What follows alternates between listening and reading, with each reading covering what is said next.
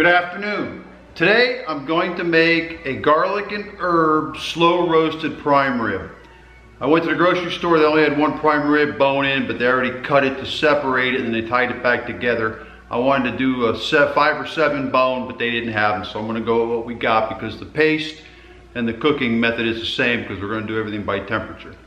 I've got the prime rib. I trimmed a little bit of the fat off it so that the seasoning will actually get into the meat.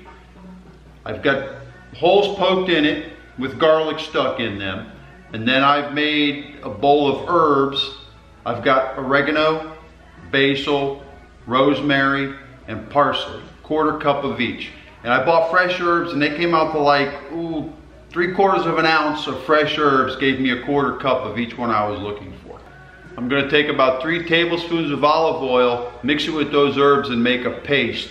And I'm going to coat it on the meat, and I'm going to wrap that prime rib with 1, maybe 2 wraps of cheesecloth to hold that paste on it. And I'm going to put it on the smoker at about anywhere from 250 to 275 and let it go until the middle of that roast hits about 133, 135.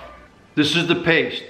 1/4 cup of basil, 1/4 cup of oregano, 1/4 cup of rosemary, 1 tablespoon of salt, 1 tablespoon of pepper. And it said 3 tablespoons of olive oil, but it took probably about 5 to make the paste. The herbs kind of sucked up the oil. So I'm going to coat that whole roast with this and then wrap it with the cheesecloth. And since the store already cut the bone off, kind of butterflied it, I'm going to put some of the herbs in there and then I'll tie it back together. There's the herb crust. I'm going to go ahead and wrap the cheesecloth around it. I may throw 1 string on it to hold it together, but I think the cheesecloth might do that itself. I adjusted the cheesecloth so there was only 1 wrap over the top because that's where all the flavor is. I want the smoke and the heat to penetrate that and make a nice crust on this. I put a probe in the center. I'm going to cook this to 133, 135.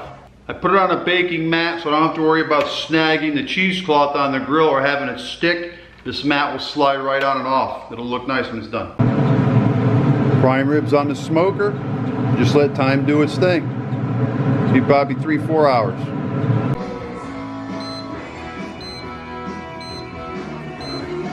Okay, we hit 135. We'll go check it with a thermopen. There's the herb crusted prime rib, tented with foil for 15-20 minutes, and we'll cut this baby open. We'll let it rest. This prime rib's been resting a ½ hour. I'm going to cut it right down the middle. We'll see what it looks like. This is a 2 bone. I'm going to cut it right in half.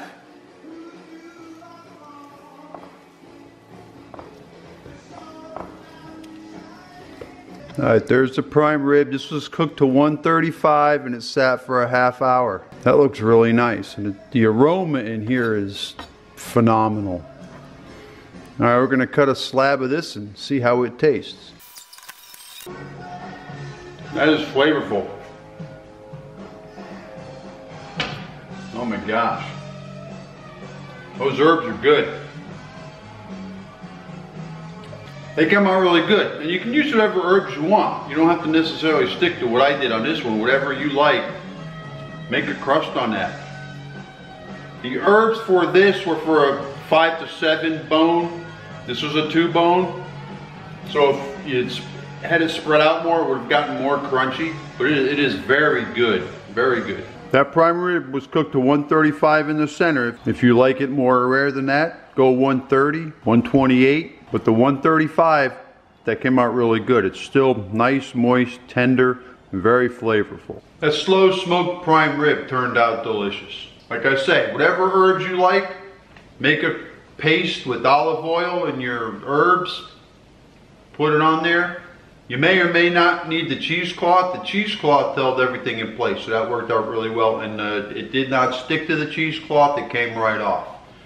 And the crust stayed on the prime rib. Give it a try. I think you'll like it. Hey, thanks for watching.